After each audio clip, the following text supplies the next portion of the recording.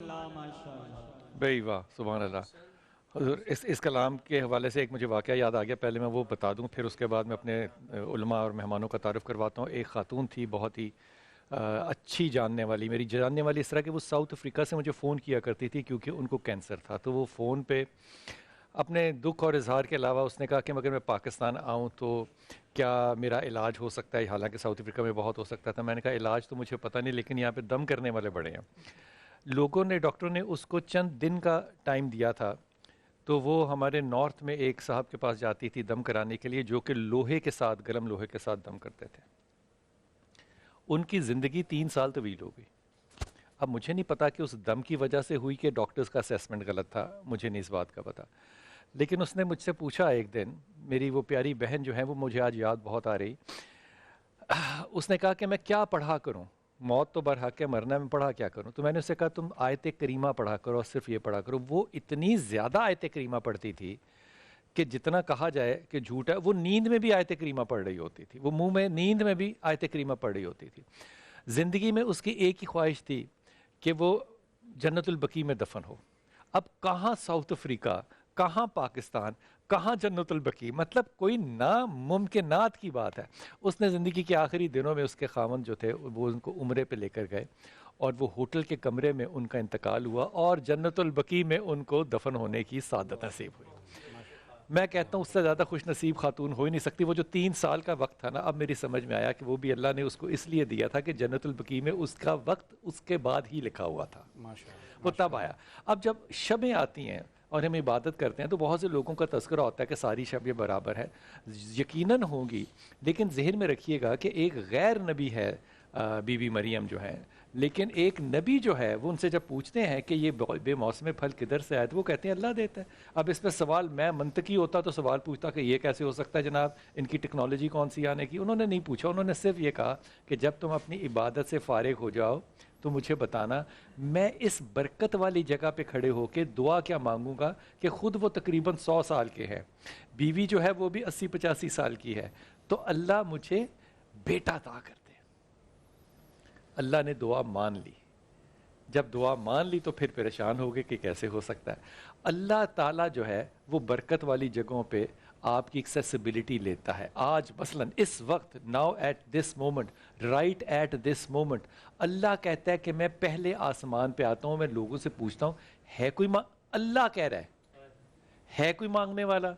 اب جو سوئے ہوئے ہیں یا جاگتے ہوئے بھی جو سو رہے ہیں ان کے لیے تو ہدایت کی دعا ہے، لیکن آپ جو جاگ رہے ہیں آپ کے لیے تو اللہ کہہ رہا ہے کوئی مانگنے والا، اور اللہ مانگنے والے کو کبھی دھتکارتا نہیں ہے۔ اللہ نے اپنے پہ ظلم جو ہے وہ حرام کر دیا ہے۔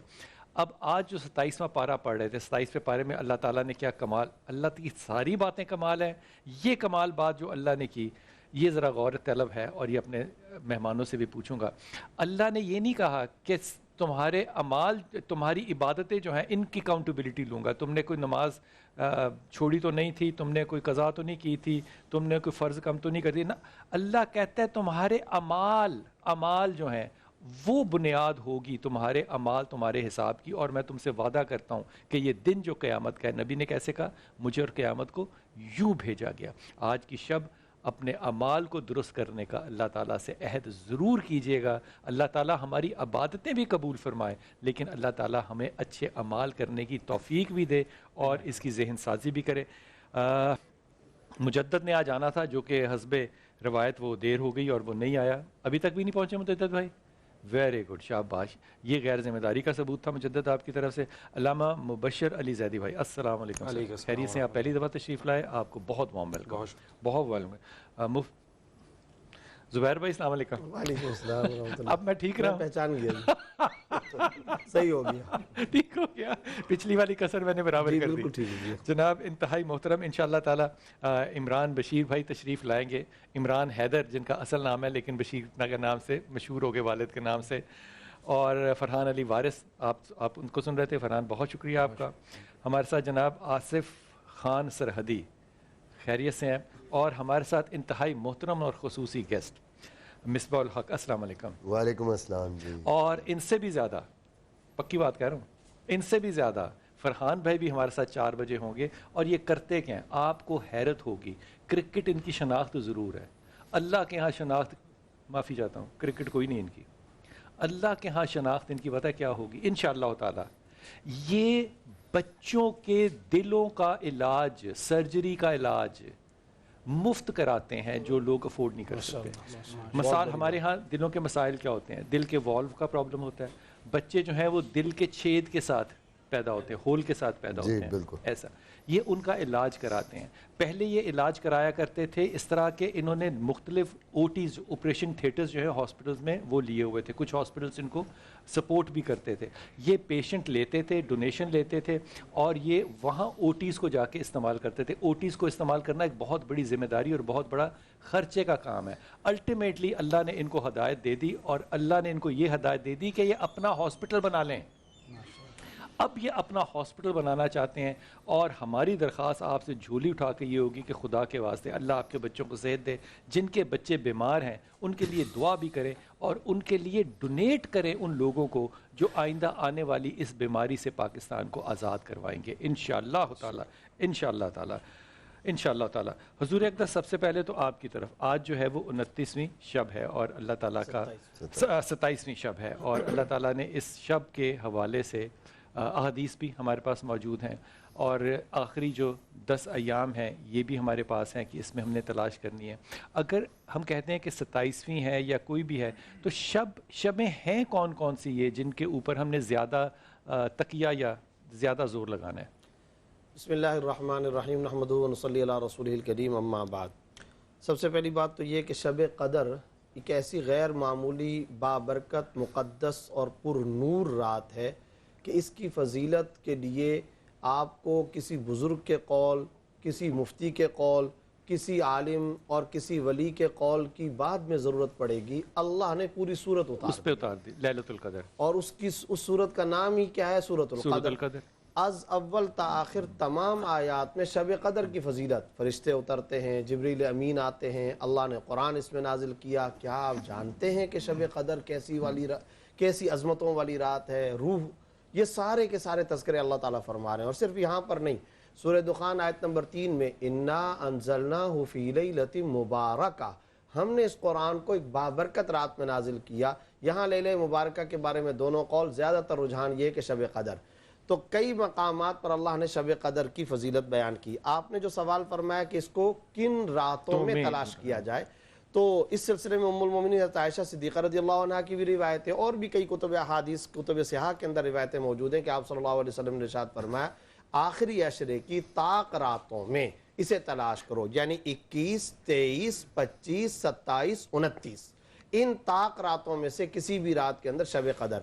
ہم عام طور پہ کہتے ہیں یہ دوائی میں کھاؤں نہ کھاؤں، ڈاکٹر صاحب کوئی سائیڈ ایفیکٹ تو نہیں ہوگا، احتیاط تدبیر یہ ہم اختیار کرتے ہیں۔ تو سب سے بیسٹ، بعض لوگ اس سلسلے میں جاتے ہیں علامت یہ ہوگی، اچھا کل کو جمعہ ہو تو پھر شب قدر فلانا نے یہ لکھا۔ ارے بھائی، یہاں پر احتیاط کا تقاضا یہ کہ ہم ان ساری کی ساری طاق راتوں میں عبادتیں کر لیں اور اللہ کو منا لیں۔ کوئی تو ہوگی نا ان میں سے شب قدر، ہر ایک کے اندر ہم اللہ رب العزت سے راز و نیاز اور بات چیت کر لیں۔ اور جیسا کہ ابھی آپ نے ایک بات کہی کہ اللہ رب العزت اپنی شان کے مطابق آسمان دنیا پر تشریف لاتے ہیں۔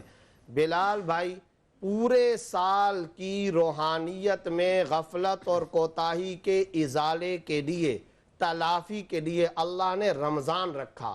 رمضان کی تلافی کے لیے اللہ نے شب قدر کو رکھا ہے۔ اور ایک نقطہ میں ابتدا میں ہی کہہ دینا چاہتا ہوں بلال بھائی، وہ یہ ہے جب ہم پروگرام کرتے ہیں، کوئی بھی پروگرام، کوئی بھی مسجد میں مولانا صاحب بیان کرے گا، کوئی مفتی صاحب، کوئی ذاکر صاحب، کوئی بھی شخص، تو وہ بیان کے دوران کہتے ہیں بھائی اس میں یہ فضیلت ہے، اس میں یہ ثواب ہے، یہ عبادت کر لو، یہ نفل پڑھ لو۔ میں کہتا ہوں پہلا کرنے کا کام آج آپ کے پروگرام کے توسط سے، اللہ کرے برادران اسلام تک یہ بات پوری دنیا میں چلی جائے، پہلا کرنے کا کام یہ ہے اپنے آپ کو اس لسٹ اور فہرست سے خارج کرواؤ جن کی آج کے رات بھی بخشش و مغفرت نہیں ہوگی۔ اِنَّا لِلَّهِ وَإِنَّا إِلَيْهِ رَاجِعُونَ۔ اس لسٹ سے اپنے آپ کو نکلواؤ۔ اور وہ کون ہے؟ یہ ہے اصل بات۔ پہلی بات، شرک کرنے والا، اللہ کا شکر ہے ہم مشرک نہیں ہیں، اس سے تو ہم بری و ذمہ ہو گئے۔ خنزیر کا گوشت کھانے والا، اگر ہمارے اوورسیز مسلمانوں میں کوئی پیارے مسلمان اس گناہ کے اندر مبتلا ہیں تو پھر اس کے اندر سے آج توبہ کر لیں۔ اور ویسے اس میں میں نے دیکھا کسی کو نہیں ہے، اللہ کرے، لیکن اب یہ اطلاعات آنا شروع ہو گئی، بہت دکھ بھی ہوتا ہے، دل بھی درد ہوتا ہے۔ اچھا، اگلی بات، والدین کا نافرمان، ماں باپ کا نافرمان، یہ گلی کوچوں کا عام گناہ ہے۔ ہم کیا کر رہے ہیں؟ سفید رنگ کی ٹوپی پہن کے مسجد میں جا کے سجدے کر رہے ہیں. او بھائی وہ جو اماں بستر پہ بیمار پڑی ہے، ابا نے جو منہ پھیر کے رکھا ہوا ہے، پہلے ان کو تو راضی کرو. اچھا ان تینوں چیزوں کا عبادات سے تعلق نہیں ہے، اندازہ لگائیں، کردار سے تعلق ہے، سوشل ورکنگ سے تعلق، پبلک ڈیلنگ، جن کا آپ نے مصباح بھائی کے کام کا تذکرہ کیا. ایک مسلمان کو شب قدر میں بھی اللہ سوشل ورکر مسلمان دیکھنا چاہتا ہے.